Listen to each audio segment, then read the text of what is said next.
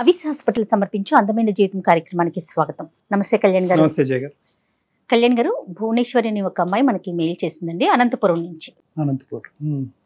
పెళ్లి కాలేదు పిల్లకి, ఇంకా ఒక సమస్యని ఫేస్ చేస్తా ఉందన్నమాట. కాల్ చేసేనా మరి? చేయండి.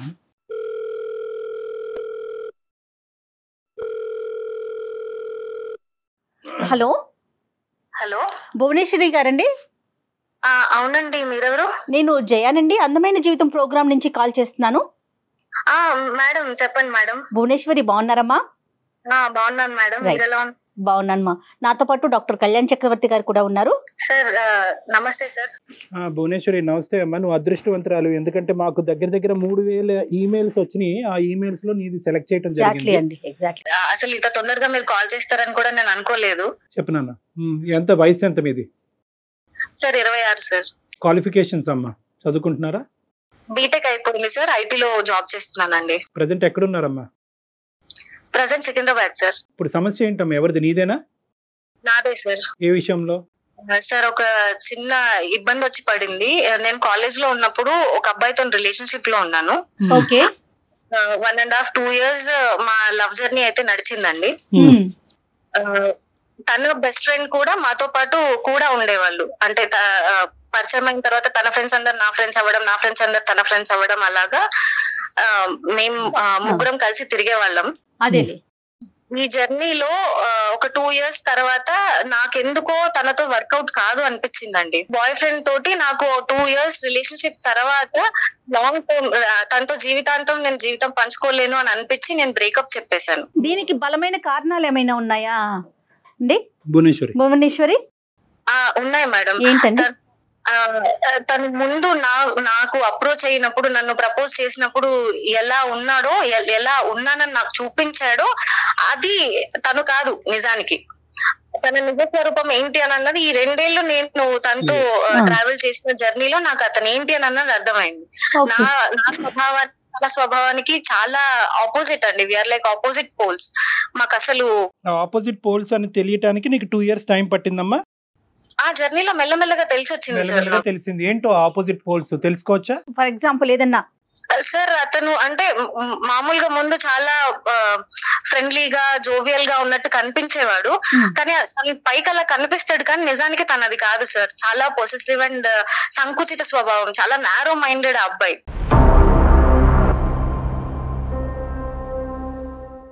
కామన్ ఏమో కదమ్మా, అది కామన్ కాదా? నాది అనుకోవడం, నా మనిషి అనుకోవడం వరకు బానే ఉంటది, కానీ నాతో తప్ప ఇంకెవ్వరితోనూ మాట్లాడకూడదు, తనకంటూ నేను తప్ప ఇంకో ప్రపంచం ఉండకూడదు అనేది భరించలేం కదా సార్. అదే ఫ్రీడమ్ రిస్ట్రిక్ట్ అవుతే సమస్య వస్తుంది. కరెక్టేనమ్మా, నువ్వు చెప్పింది బాగా చెప్పావు. తర్వాత అది కాకుండా ఇంకా ఏ సమస్యలు కనిపించినాయి ఈ అబ్బాయిలో నీకు? తను ఆలోచన విధానం కూడా ఈ తరానికి నాకు తగ్గట్టు లేదని అనిపించింది సార్. మరీ సంకుచితంగా ఆలోచించడం, ప్రతిదానికి అనుమానించినట్టు మాట్లాడతారు, కానీ అనుమానం అన్నట్టు అంటే ఇండైరెక్ట్ గా చెప్పడం అన్నమాట. అనుమానించినట్టే ఉంటది, కానీ నేనేం అనలేదు, తిరిగి అడిగితే నేనేం అనలేదు, కానీ నా అలా అనలేదు అని కప్పిపుచ్చుకునేవాడు. సో ఉన్నవేంటమ్మా? లేను బానే చెప్పావు, ఉన్న క్వాలిటీస్ ఏంటి అతనిలో? ఏ కారణాల వల్ల హరీష్ నీకు నచ్చాడు, ఏమనుకుని దిగావు? అంటే తను నాకు చాలా సపోర్టివ్ గా ఉంటాడు అని అనుకున్నా సార్. అంటే కెరియర్ లో కానీ లైఫ్ లో కానీ తోడుంటాడు, పక్కన నిలబడతాడు, నన్నుగా ఉండనిస్తాడు అని అనుకున్నా. ఎందుకంటే నేను లైఫ్ పార్ట్నర్ తో నన్ను చేసుకోబోయే వాడిలో నేను అదే ఆశించాను, కాబట్టి అవి తనలో ఉన్నాయి అన్నట్టే తను నాతో స్టార్టింగ్ లో బిహేవ్ చేశాడు. తర్వాత ఆ జర్నీలో మెల్లమెల్లగా తెలిసి వచ్చింది ఏంటి అని అంటే, తను చూపించింది తను ఉన్నది వేరే. What is up? నీకు బయట కనిపించేది, లోపల ఉన్నది డిఫరెంట్. ఓకే. సో చాలా సార్లు పెద్దగా గొడవలు అయ్యేవి. అంటే చాలా కారణాలు సార్. ఒకటి ఇందువల్లే నేను విడిపోయాను అని మీకు కరెక్ట్ గా పిన్ పాయింట్ గా చెప్పలేను. ఒకదాని తర్వాత ఒకటి సీక్వెన్షియల్ గా నాకు ఆ లాంగ్ జర్నీలో అర్థమైంది ఏంటి అని అంటే, మా ఇద్దరికి ఫ్యూచర్ లో మ్యారిటల్ లైఫ్ లో వర్కౌట్ కాదు అని నాకు పర్సనల్ గా చాలా స్ట్రాంగ్ గా అనిపించింది. అనిపించిన తర్వాత నేను తనకు ఒక ఫైన్ డే నేను చెప్పేశాను. సో నాకు పర్సనల్ గా ఇలా అనిపిస్తుంది, నేను నీతో కంఫర్టబుల్ గా లేను, మనం ముందు కొనసాగలేము ఒక రిలేషన్షిప్ లో అని చెప్పి బ్రేకప్ చెప్పేశాను. చెప్పేసావు, అతను స్వీకరించాడు కూడా? చెప్పాను సార్, నా సైడ్ నుంచి నేను బ్రేకప్ చెప్పాను, కానీ అది తను తీసుకోలేదు. మళ్ళీ మళ్ళీ రిపీటెడ్ గా కాల్స్ చేయడం, కాంటాక్ట్ చేయడానికి ట్రై చేయడం, ఏదో లాగా అప్రోచ్ అవ్వడానికి ట్రై చేస్తున్నాడు. నేను అవాయిడ్ చేస్తూనే ఉన్నా. ఓకే. ఈ ప్రాసెస్ లో తన బెస్ట్ ఫ్రెండ్, ముందు చెప్పాం కదా సార్ మేము ముగ్గురం ఉండేవాళ్ళం బెస్ట్ ఫ్రెండ్స్ అని, తన నిశాంత్ అని ఇంకొక అబ్బాయి తన క్లోజ్ ఫ్రెండ్ అన్నమాట. తన క్లోజ్ ఫ్రెండా మీ క్లాస్మేట్ కూడానా? మా క్లాస్మేట్ అండ్ వాళ్ళిద్దరు నాకంటే ముందు నుంచి, నేను వాళ్ళకు పరిచయం అవ్వక ముందు నుంచి వాళ్ళిద్దరు క్లోజ్ ఫ్రెండ్స్. రైట్, ఓకే అమ్మా. ఈ మా 2 years జర్నీలో మొత్తం తను ఉన్నాడు. చాలా ప్లేసెస్ కి కలిసి వెళ్లే వాళ్ళం, సినిమాలకి, లంచ్ లకి, బయటకి ఎక్కడికైనా వెళ్ళినా ముగ్గురం వెళ్లే వాళ్ళం. ఈ అబ్బాయి ఆ అబ్బాయి కాదమ్మా, ఈ అబ్బాయి పేరేంటి చెప్పండి? హరీష్ బెస్ట్ ఫ్రెండ్ నిశాంత్ అండి. నిశాంత్. ఓకే రైట్, చెప్తాను చెప్పు. హరీష్, నిశాంత్, నేను కలిసి తిరిగే వాళ్ళం, అంతా అప్పుడు బానే ఉండేది. తర్వాత నేను ఎప్పుడైతే ఈ అబ్బాయికి మా ఇద్దరి మధ్యలో డిస్టర్బెన్సెస్ వచ్చి నేను ఇలా బ్రేకప్ చెప్పాను అని నిశాంత్ కి తెలిసిందో, తను మెల్లగా అప్పుడప్పుడు ఫోన్ చేసేవాడు, ఎలా ఉన్నావు ఏంటి, మామూలుగా మాట్లాడుకుంటూ ఉంటాం కదా ఫ్రెండ్స్ అన్నప్పుడు, బాగోగులు మాట్లాడుకోవడం. ఇలా అన్నప్పుడు నేను చెప్పాను, ఇలాగ నాకు తనతో కనెక్ట్ అవ్వలేను అని అనిపించింది, సో నేను ఇలా బ్రేకప్ చెప్పాను అని చెప్పాను. ఆ విషయం తనకు తెలిసిన తర్వాత కొన్ని రోజులు టైం తీసుకొని నిశాంత్ నాకు తిరిగి ప్రపోజ్ చేశాడు.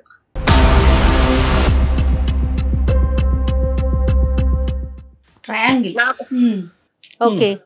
ప్రపోజ్ అబ్బాయి చేశాడు కదమ్మా? నిశాంత్ నన్ను అప్రోచ్ అయ్యాడండి. ఇక్కడ 2 points నేను అడుగుతాను. ఒకటి, హరీష్ తో ఓకే బ్రేకప్ అయిన తర్వాత మీరు ఫ్రెండ్స్ లా కంటిన్యూ అవుదాం అనుకున్నారా? మీ ఇద్దరి మధ్య కమ్యూనికేషన్ కంటిన్యూ అయిందా? ఒకప్పుడు అలా కంటిన్యూ అవ్వనటువంటి పక్షంలో నిశాంత్ తో నువ్వు మాట్లాడుతున్నావు, నిశాంత్ నిన్ను ఇలా ఓదారుస్తున్నాడు, నిన్ను కన్సోల్ చేస్తున్నాడు, నీ బాగోగులు తెలుసుకుంటున్నాడు అనే అంశం హరీష్కి తెలుసా? లేదంటే ఇవన్నీ హరీష్కి తెలియకుండా మీరిద్దరు మాట్లాడుకుంటున్నారా? నాకు హరీష్ కి అసలు ఎలాంటి కాంటాక్ట్స్ లేవండి. బ్రేకప్ చెప్పిన తర్వాత అప్రోచ్ అవ్వడానికి ట్రై చేశాడు. నిశాంత్ హరీష్ తో కాంటాక్ట్ లోనే ఉన్నాడు. ఉండొచ్చు సార్, ఎందుకంటే నాకు నిశాంత్ కి మధ్యలో హరీష్ టాపిక్ ఎప్పుడు రాలేదు, నేను అడగలేదు, ఆ అబ్బాయి కూడా తీయలేదు. మోస్ట్ ఇంపార్టెంట్ థింగ్ ఏంటంటేనమ్మా, నిశాంత్ అనేటటువంటి ఈ రెండోసారి వచ్చినటువంటి నీ రెండో బాయ్ ఫ్రెండ్ ఈ అబ్బాయికి ఇప్పుడే నీకు చెప్పాలని అనిపించిందా, ఎప్పుడో చెప్పాలని అనిపించిందా, లేదంటే బ్రేకప్ అయిన తర్వాత లైన్ క్లియర్ అయింది కాబట్టి ఇప్పుడు చెప్తున్నాడా, లోపల ఆ ప్రేమ అన్నది ముందు నుంచి ఉందా? తను నాకు చెప్పడం ఏంటంటే, సార్ నేను ముందు నుంచి ఈ జర్నీలో నేను అబ్జర్వ్ చేస్తూ వచ్చాను, సో మన ఇద్దరికి వర్కౌట్ అవుతుందని నాకు అనిపించింది, కానీ నేను అప్పుడు చెప్పలేకపోయాను, ఇప్పుడు చెప్తున్నాను అని అయితే నాకు చెప్పాడు సార్. మా ఇద్దరు బ్రేకప్ అయిన తర్వాత మనసులో ఉంది. సో ముందు నుంచి ఉంది. నీ రెస్పాన్స్ ఏంటి తల్లి? నేను కొంచెం ఆలోచించడానికి టైం తీసుకున్నా సార్. ఆ టైం గ్యాప్ లో నేను ఒకసారి అనలైజ్ చేసుకుంటే నాకు ఏవైతే ఒక లైఫ్ పార్ట్నర్ లో కావాలని అనిపించాయో అవన్నీ నిశాంత్ లో ఉన్నాయని నాకు అనిపించింది.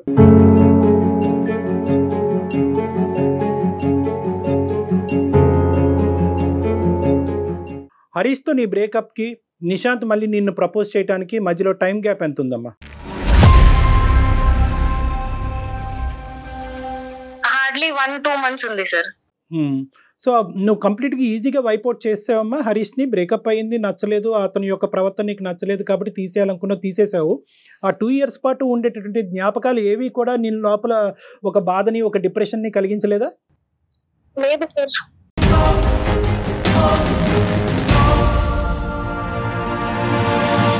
అంటే మరి ఆ 2 years పాటు నడిచింది ఏంటమ్మా?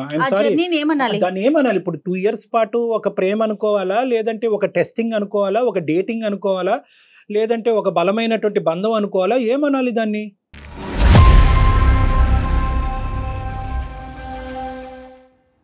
సార్ మీరు అన్నట్టు డిప్రెషన్ లోకి వెళ్ళాలి అని అంటే వదులుకొని బతకలేనంత ఎమోషనల్ కనెక్ట్ ఉండాలి సార్. ఆ 2 years లో అబ్బాయి సైడ్ నుంచి నాకు ఎప్పుడు అది కలగలేదు. ప్రతి స్టెప్ లోను, ప్రతి ఇన్సిడెంట్ లోను నాకు చాలా ఇబ్బంది అనిపించేది. తన ప్రవర్తన కానీ, తన మనస్తత్వం కానీ నాకు చాలా ఇబ్బంది అనిపించేది. కానీ నేను కాంప్రమైజ్ అవుతూ దాన్ని డైజెస్ట్ చేసుకుంటూ ముందుకు వచ్చాను. ఒక పాయింట్ కి వచ్చిన తర్వాత నేను దాన్ని తీసుకోలేకపోయాను. సో బ్రేకప్ అనేది నీకు రిలీఫ్ అనుకోవచ్చు సార్. నేను భరించలేను. నేను తనతో కలిసి ముందుకు నేను అడుగు వేయలేను అని అనిపించినప్పుడు నేను తనకు వద్దు, మనకు సెట్ అవ్వదు అని చెప్పేశాను. రైట్, అర్థమైందన్న.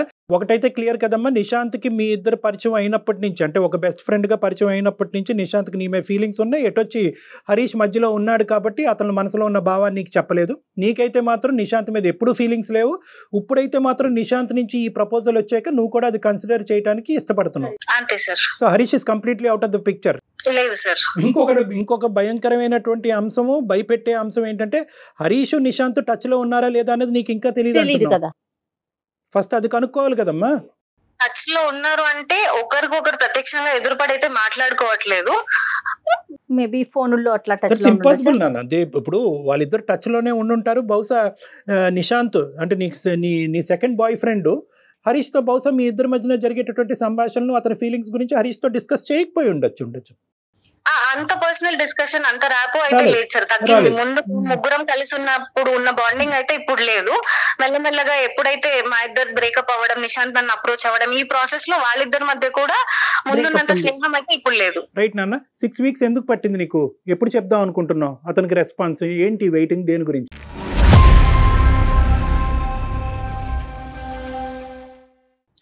సార్ ఆ గ్యాప్ ఎందుకు వచ్చింది అని అంటే నేను చాలా రెస్ట్లెస్ అయిపోయాను సార్. విసిగిపోయాను వీటన్నిటితోటి. ఆయన వచ్చాడు, ప్రేమ అన్నాడు, జర్నీ చేసాం, ఇదంతా అయింది. మళ్ళీ ఈయన వచ్చాడు, వీళ్ళిద్దరు బెస్ట్ ఫ్రెండ్స్.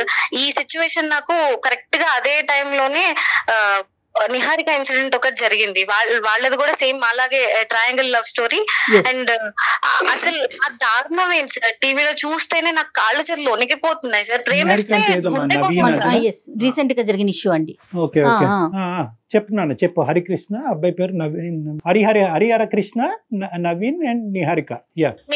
సార్ అసలు ఏంటి సార్ ఆ దారుణం? ఇంకో తన ఫ్రెండ్ ని లవ్ చేసినంత మాత్రం చంపేస్తారా సార్? చంపేసినంత పెద్ద తప్పా సార్ అది? ఎంత మంది ప్రేమించిన వాళ్ళు విడిపోవట్లేదు, ఎంతమంది వేరే వాళ్ళు పెళ్లిళ్ళు చేసుకుని హాయిగా ఉండట్లేదు.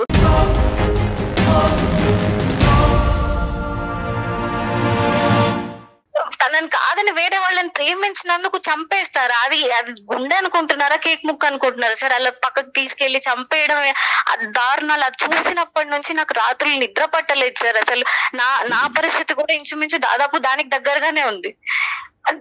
ఇది ఇలాంటి భయంకరమైన పరిణామాలు వస్తాయేమో. అసలు అందులో నా తప్పు ఎంత ఉంది? నేనేమన్నా తప్పు చేస్తున్నానా? నేను ఇప్పుడు ఈ అబ్బాయికి ఓకే చెప్తే అలాంటి పరిణామాలు ఏమన్నా నేను చూడాల్సి వస్తుందా? అసలు నాకేం అర్థం కావట్లేదు సార్. నీ ఇష్యూకి వస్తే అమ్మా, కమింగ్ టు యువర్ పాయింట్, నీకు నిద్ర పట్టట్లేదు, చేతులు కాళ్ళు వణికిపోతున్నాయి, భయం వేస్తుంది అని అంటున్నావు. ఇప్పుడు నీకు ఒక స్ట్రైట్ ఫార్వర్డ్ క్వశ్చన్ నేను నిన్ను అడుగుతా. ఎందుకు భయపడుతున్నావు నువ్వు? ఏ కారణం చేత భయపడుతున్నావు? నాకు హరీష్ గురించి తెలుసు సార్, ఆ అబ్బాయి మనస్తత్వం తెలుసు.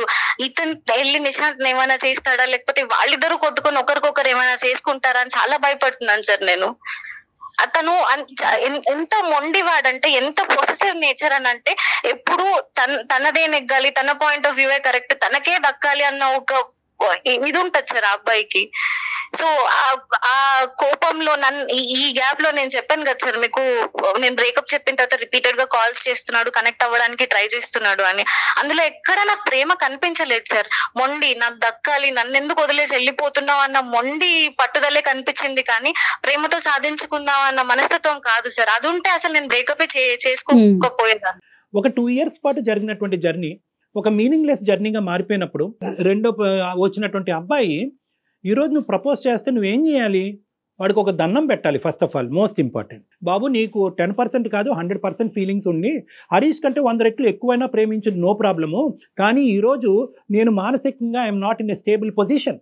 ఈరోజు ఇప్పటి వరకు నాకు జరిగినటువంటి ప్రయాణం అది ప్రేమ, ఇన్ఫాక్చువేషనా, డేటింగా ఏంటో నేను డిఫైన్ చేయలేకపోతున్నాను.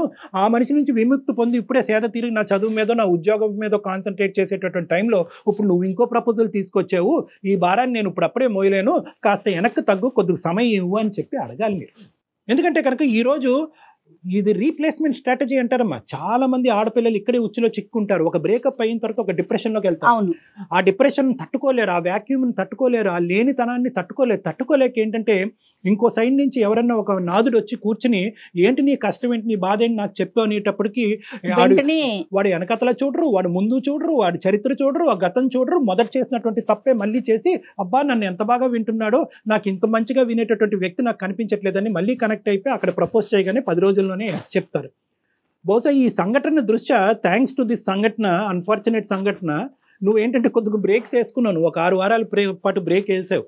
అది ఆ ఇన్సిడెంట్ వల్ల అందునుంచి థ్యాంక్స్ టు దిస్ ఇన్సిడెంట్ అని నేను ఎందుకు అంటున్నానంటే, ఈ దురదృష్టకరమైనటువంటి ఇన్సిడెంట్ బహుశా లేకపోతే కనుక నువ్వు కూడా ఎస్ అని చెప్పుండేదాను కదమ్మా.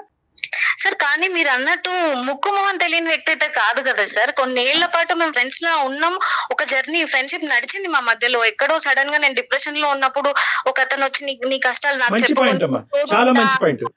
ఈ అబ్బాయి నీ మొదట ఉండేటటువంటి హరీష్ తో నువ్వు కాంటాక్ట్ లో ఉండి మీ ఇద్దరు ప్రేమించుకుంటున్నంత కాలం ఎక్కడ కూడా ఏ మూలన ఏ కోసాన కూడా 0.5% కూడా నేను నిశాంత్ నా పార్ట్నర్ అవుతాడు రానున్న రోజుల్లో నువ్వు ఎప్పుడు అనుకోలే లేదు సార్. అతనితో కంటిన్యూ అవుతున్నప్పుడు కూడా ఇతనితో నాకు ఫీలింగ్స్ ఉన్నాయి, వీడితో పోల్చుకుంటే వాడు చాలా బాగున్నాడు అనేటటువంటి ఫీలింగ్ నాకు కలిగిందంటే అది డిఫరెంట్ స్టోరీ.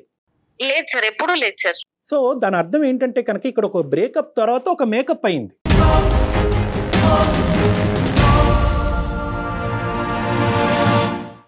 ఈ బ్రేకప్ తర్వాత మేకప్ అయింది అంటే ఏంటంటే, ఈ బ్రేకప్లో ఉండేటటువంటి ఆ వాడి వేడి ఉండేటటువంటి పరిస్థితిలో ఈ అబ్బాయి వచ్చి ప్రపోజ్ చేయగానే నీ మనసులో ఒక క్వశ్చన్ మార్క్ పడింది.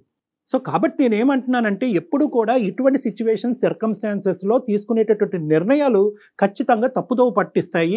ఆ అబ్బాయి ఇంతకుముందు ఆ అమ్మాయి భయపడేటటువంటి టీవీలో జరిగినటువంటి సంఘటనలో పరంగా ఈ అమ్మాయి మీద హింస చూపెడితే భయం వేస్తుంది సార్ నాకు. అదే భయంతోనే మీకు మెయిల్ చేశాను నేను. అంటే ఇప్పుడు ఇక్కడ హరీష్ ఫ్రెండ్ కాకుండా ఉన్నట్లయితే ఇంత భయపడాల్సిన అవసరం ఉండేది కాదంటారా కళ్యాణి గారు మీరు?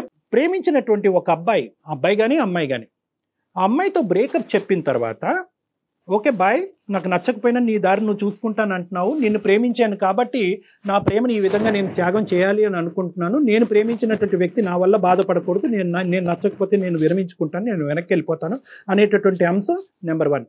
అలా అనుకుని అలా విత్డ్రా అయ్యేటటువంటి అమ్మాయి కానీ అబ్బాయి కానీ మానసికంగా ఏమనుకుంటారంటే, కొన్ని సంవత్సరాలు కొన్ని ఏళ్ల పాటు ఏమనుకుంటారంటే, నా స్థానాన్ని ఎవరూ తీసుకోకూడదు అనే భావంతో చాలా బలంగా ఉంటారమ్మా. That's a feeling, that's a natural human feeling. నువ్వు నాకొద్దు, నేను నీకొద్దు, నేను వెళ్ళిపోతాను, కానీ నా స్థానం ఎవరు తీసుకోకూడదు అనేది సబ్కాన్షియస్గా లోపల ఉంటుంది, బయటకు అనరు వాళ్ళు. కానీ ఇక్కడ ఏమైంది అంటే కనుక, అతను కళ్ళెదురుగుంటేనే అతను పక్కన తిరిగేటటువంటి వ్యక్తిని తీసుకొచ్చి నువ్వు నీ పక్కన కూర్చోపెట్టుకుంటే అతను వెన్నుపోటు అని అనుకోడు అనటానికి గ్యారంటీ ఉందా మనకి?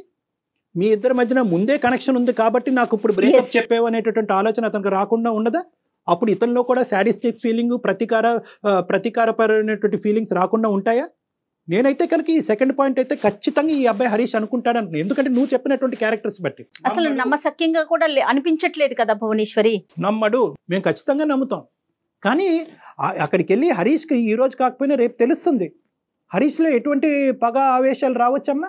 ఈరోజు అంత రిస్క్ తీసుకుని నిశాంత్కి కూడా నువ్వు ఐ లవ్ యూ అని చెప్పి ఎందుకు ముందుకెళ్ళి మళ్ళీ ఇంకో తప్పు చేయాలి? తప్పెలా అవుతుంది సార్ అది? అది తప్ప నాకు నచ్చిన మనిషిని పెళ్లి చేసుకోవడం అన్న హక్కు నాకు ఉండదా సార్? నాకు నచ్చిన మనిషితో జీవితం పంచుకునే హక్కు నాకు ఉండదా? ఈ రోజు నిశాంత్, సరే మీరు అన్నారు నిశాంత్ హరీష్ బెస్ట్ ఫ్రెండ్స్ కాబట్టి నిశాంత్ కి ఓకే చెప్తే హరీష్ ఇలా అనుకోవడానికి మీరు అంటున్నారు. నిశాంత్ కాకపోతే రేపు పొద్దున మా అమ్మ నాన్నలు చూసిన వాళ్ళైనా అతని ఫ్రెండ్ కాకుండా ఎవరైనా ఎక్స్ అయినా వై అయినా జెడ్ అయినా నో ఇష్యూ. ఇక్కడ సమస్యల్లో అతని ఫ్రెండ్ అయి ఉండటమే, హరీష్ ఫ్రెండే సమస్య. అంతే కదా కళ్యాణ్ గారు? అంతే, ఎగ్జాక్ట్లీ మేడం. అదే ఎట్ ద పాయింట్. నువ్వు ఈ రోజు మాకు ఎందుకు చేసావు? నీకు భయం వేసింది కాబట్టి చేసావు, నువ్వు నిద్ర పోవట్లేదు కాబట్టి చేసావు, ఎక్కడో నీ అంతరాత్మ నువ్వు తప్పు చేస్తున్నావు, రేపొద్దున ఇంకో అనర్థం నీ జీవితంలో జరిగి రేపొద్దున ఇది పేపర్లోనో టీవీలోనో ఒక న్యూస్ కింద రాబోతుంది అనేటటువంటి ఆలోచన నిన్ను చంపేస్తుంది కాబట్టి నువ్వు నాకు చేసావు. ఎందుకు అంటే కనుక నీ మనసులో ఉండే కాన్సెప్ట్, నేను మాట్లాడే కాన్సెప్ట్ ఒకటే కాబట్టి. సో కాబట్టి నేనేమంటున్నానంటే, ఇక్కడ ఏమీ అంత దూరమైనటువంటి ప్రయాణం ఏమీ జరగలే కాబట్టి ఈ బేస్ మీద నిశాంత్కి ఇప్పుడే సర్ది చెప్పమ్మా. దీన్ని ఎక్కువ నాన్స్తే ఏమవుతుందంటే, ఇంతకాలం బట్టి ఈ అమ్మాయి ఆలోచిస్తుందంటే ఏ మూలలో నేను ఉంటాను కాబట్టి second attempt, third attempt, fourth attempt Nishant try చేస్తూనే పోతాను నీకు. నా సమస్య ఏంటంటే, ఒకవేళ నిశాంత్ నాకు ఆప్షన్ అయ్యి ఉంటే గనక నేను సార్ చెప్పిందే ఒప్పుకునేదాన్ని. కానీ నాకు ఇప్పుడు సార్ చెప్తున్నప్పుడు కూడా నువ్వు నిశాంత్ కి నెమ్మదిగా సర్ది చెప్పు, ఇది ఇంతటితో ఆపే అంటుంటేనే, ఆ మాటలు వింటుంటేనే నేను తట్టుకోలేకపోతున్నాను మేడం. నాకు అతను ఎక్కడ నా లైఫ్ లో ఉండడన్న ఆలోచన కూడా, అసలు ఇంకో మనిషి మాట్లాడుతుంటే కూడా నేను దాన్ని విని తీసుకోలేకపోతున్నాను. 1 month జర్నీలోనే అతను మిస్ అయిపోతాడేమో అని అంత తీవ్రంగా ఆలోచించేస్తున్నారా భువనేశ్వరి మీరు? 1 month జర్నీ కాదు మేడం, ఆయన నాకు నిన్న మొన్న పరిచయం అయినటువంటి వ్యక్తి కాదు. నువ్వు సో మొత్తం అంతా లెక్కేస్తున్నావమ్మా, ఆ పీరియడ్ ఈ పీరియడ్ అంతా కూడా అన్ని పీరియడ్స్ కలిపేసుకుంటున్నావు.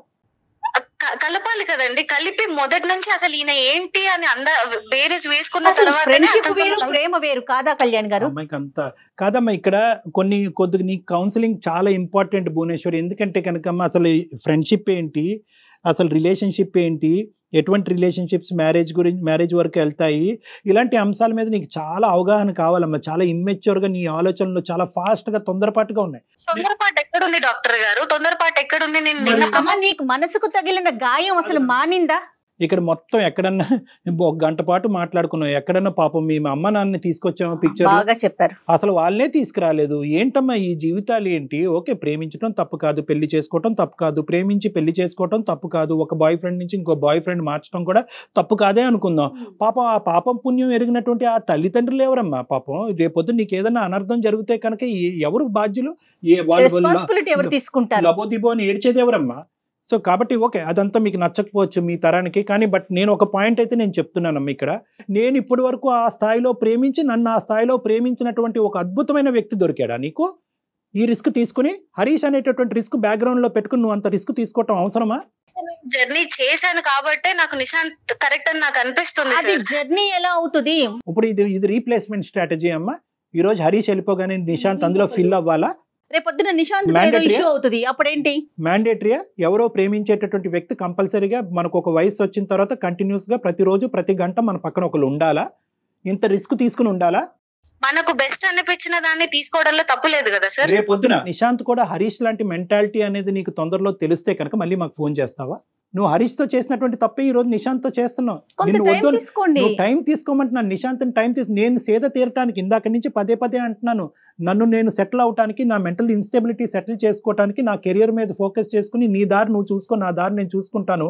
నా మనసులో మళ్ళీ నీ మీద ఒక భావం వచ్చినప్పుడు, ఇక్కడ ఉండేటటువంటి ఈ వాడి వేడి చల్లారినప్పుడు అప్పుడు నేను నీ దగ్గరకు వస్తాను. ఆల్రెడీ ఒక దెబ్బ తగిలి ఒక గాయంతో ఉన్నాం. అది గాయమే కాదనుకుంటే మరి ఆ జర్నీని ఏమనాలి? దానికి పేరేం పెట్టాలి? దానికి ఏం పేరు పెట్టాలి భువనేశ్వరి? నేను అది గాయమే కాదు అని అనట్లేదు మేడం, దానికి మందు నిశాంత్ అని నేను చెప్తున్నాను.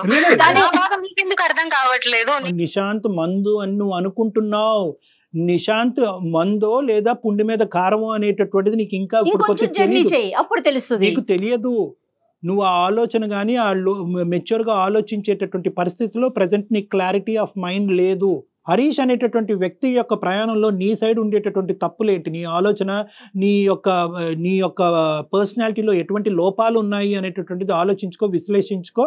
రానున్న రోజుల్లో అటువంటి తప్పు నీ ద్వారా జరగకూడదు అంటే కనుక ఏ విధంగా నిన్ను మార్చుకుంటావు అన్నది ఆలోచించుకుని కొంత టైం తీసుకో.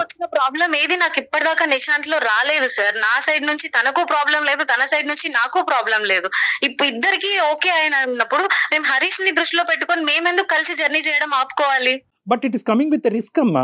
నిజంగా నువ్వు ఆ రిస్క్ తీసుకోవడానికి రెడీగా ఉంటే గో హెడ్. మేమెవరు నిన్ను ఆపటానికి? నిశాంత్ నేను ఎంత ఇబ్బంది పడుతున్నా, మా ఫ్యూచర్ ఎంత రిస్క్ లో ఉందని ఎందుకు ఆలోచించలేకపోతున్నారు మేడం?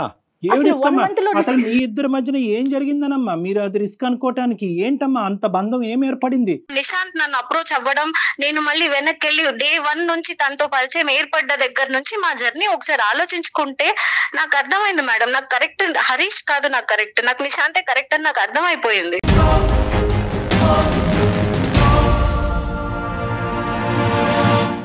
మా ప్రైమరీ థింగ్ అయితే మాత్రము నువ్వు టైం తీసుకో. నిశాంత్కి ఇప్పటికిప్పటికే రీప్రపోజల్ చేసి నువ్వంటే నాకు ఇష్టం అని చెప్పొద్దు. మోస్ట్ ఇంపార్టెంట్ ఏంటంటే ఈ మొత్తం అంశంలో హరీష్ని మాత్రం కప్పేయద్దు. హరీష్కి ఇండైరెక్ట్గా తెలిస్తే కనుక పరిస్థితి ఇంకో విధంగా ఉండొచ్చు. కాబట్టి ఇండైరెక్ట్గా తెలిసే ముందు డైరెక్ట్గానే చెప్పడం బెటరు. అన్నిటికంటే ఫైనలీ మోస్ట్ ఇంపార్టెంట్, నీకంటూ ఒక కుటుంబం ఉంది, తల్లిదండ్రులు ఉన్నారు. ఇప్పటికైనా మొదట చేసిన తప్పు మళ్ళీ రిపీట్ అవ్వకూడదు అంటే ఇప్పుడు నీ పేరెంట్స్ని ఇన్వాల్వ్ చేయడం అనేది అందరికీ శ్రేయస్కరం. ఇదే భాష ఏదైతే మాతో మాట్లాడేవో, నిశాంత్ కరెక్ట్, నిశాంత్ సూపరు, నిశాంత్కి మించినటువంటి మనిషి లేదు అనేటటువంటి అంశాలు ఏవైతే చెప్పావో అవే మీ తల్లిదండ్రుల దగ్గర రిపీట్ చేయి. మీరు ఆర్గ్యూలోకి వెళ్తున్నారు భువనేశ్వరి, ఆలోచించండి. ఆర్గ్యుమెంట్ కూడా నువ్వు ఎందుకు వెళ్తున్నావు అంటే కనుకమ్మ మాకు ఫోన్ చేయకి, మాకు ఈమెయిల్ చేయక ముందే నువ్వు నిశాంత్ కావాలి అని చెప్పి 100% కాదు 200% ఫిక్స్ అయ్యావు. కాబట్టి ఈ రిస్క్ని ఆ నిశాంత్ అలాగే ఉండాలి, నిశాంత్ నేను ప్రేమించాలి, నిశాంత్ నేను పెళ్లి చేసుకోవాలి, కానీ నాకు హరీష్ దగ్గర నుంచి రిస్క్ రాకుండా మీరు ఒక ఆలోచన చెప్పండి అంటే కనుక అలా మేము చెప్పలేమమ్మా. ఎందుకంటే హరీష్ని మేము చూడలేదు, హరీష్తో మేము మాట్లాడలేదు, హరీష్ ఆ టీవీలో జరిగినటువంటి సంఘటనలాగా హరీష్ ప్రవర్తిస్తాడో లేదో అన్నది మాకు తెలియదు. అలాంటప్పుడు ఏంటంటే మాకు తెలియనటువంటి అంశము రిస్క్ ఉన్నట్టుగానే ముందుకు వెళ్ళమంటాం, కానీ రిస్క్ లేనట్టుగా ఊహించుకుని ముందుకు వెళ్ళమని చెప్పే దమ్ము ధైర్యం నాకైతే లేదమ్మా. అమ్మ జీవితం ఇది అందరికి పరిచిన విస్తరవదు, అన్ని కష్టాలు నష్టాలు అన్నీ ఉంటాయి. ఆలోచించుకో భువనేశ్వరి, నువ్వు వెంటనే నిర్ణయం తీసుకోమని చెప్పట్లే. ఇప్పుడు ఈ విషయాన్ని కూడా టకామని ఎస్ అని చెప్పేయాలని మేము ఎక్స్పెక్ట్ చేయట్లేదమ్మా. ఎస్, నువ్వు టైం తీసుకో, డాక్టర్ గారి నెంబర్ నీకు నేను షేర్ చేస్తాను, పర్సనల్ గా వచ్చి కలు, ఫోన్ లో కాదు. ఓకేనమ్మా? సరే మేడం, ఆల్ ది బెస్ట్ తల్లి. బాయ్ అమ్మా, all the best Bhuvaneshwari. Bye. Right Kalyan గారు, థ్యాంక్ యూ సో మచ్. నమస్తే అండి. సమర్పిస్తున్న వారు అవిస్ హాస్పిటల్.